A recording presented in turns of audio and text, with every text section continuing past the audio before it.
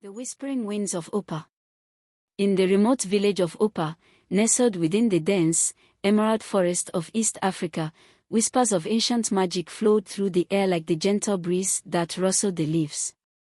The village was small, yet rich with tradition, where the people lived in harmony with the land and its secrets.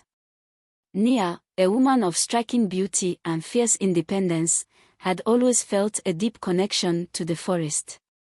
Her dark, curling hair fell like a cascade over her shoulders, and her eyes, the color of midnight, held a depth that seemed to capture the very essence of the wild.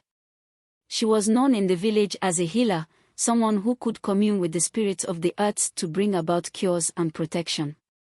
But there was more to Nia than even the villagers knew. Her heart held a longing, an unspoken desire that had grown over the years. That desire found its focus in Kato, a warrior from a neighboring village.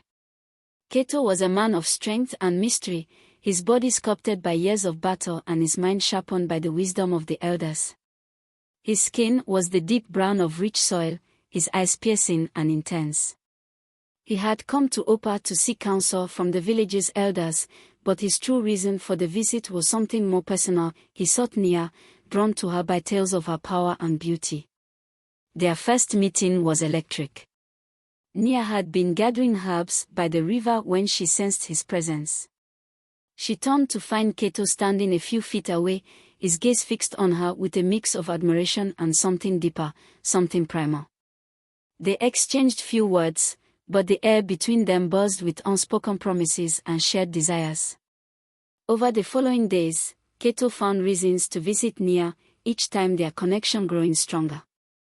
They spoke of the land, of their people, of the old stories passed down through generations.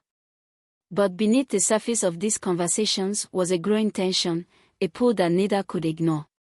One evening, as the sun dipped below the horizon, painting the sky in hues of orange and red, Kato found himself at Nia's hut once more. She welcomed him in, her eyes reflecting the firelight as she brewed a pot of herbal tea. The air inside was warm and fragrant, filled with the scents of the earth. They sat close, the small space between them charged with the energy of all the things left unsaid. As they sipped their tea, Kato reached out and gently took Nia's hand. She didn't pull away, instead, she looked into his eyes, her breath catching in her throat. His touch was warm, his hand rough from years of wielding weapons, yet tender in its intent. The world outside seemed to fade away, leaving only the two of them in that moment. Nia, Kato's voice was a low whisper, filled with the weight of his emotions. There's a fire within me that I cannot quench. A fire that burns only for you. Nia felt her heart race at his words, her own desires rising to the surface. Kato, she replied, her voice trembling slightly, I feel it too. This pull between us, it's like nothing I've ever known. Without another word, Kato leaned in, his lips brushing against hers in a kiss that was gentle at first, but quickly deepened as their mutual longing took over. Nia's hands moved to his shoulders, feeling the strength beneath them, pulling him closer.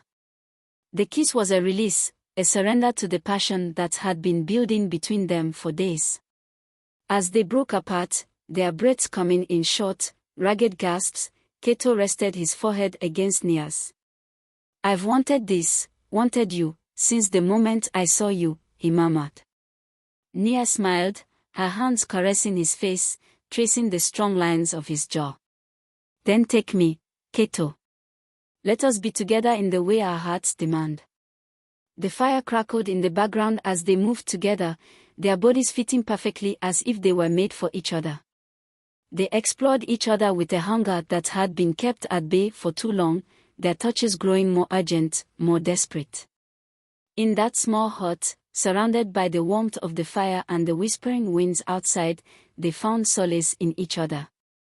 Their love was a storm, wild and fierce, yet within it, there was a deep, undeniable connection that neither had ever experienced before. As the night wore on, the intensity of their passion gave way to a tender closeness. They lay together, wrapped in each other's arms, their bodies still tingling from the energy they had shared. Nia rested her head on Kato's chest, listening to the steady beat of his heart, a sound that now felt as familiar as her own.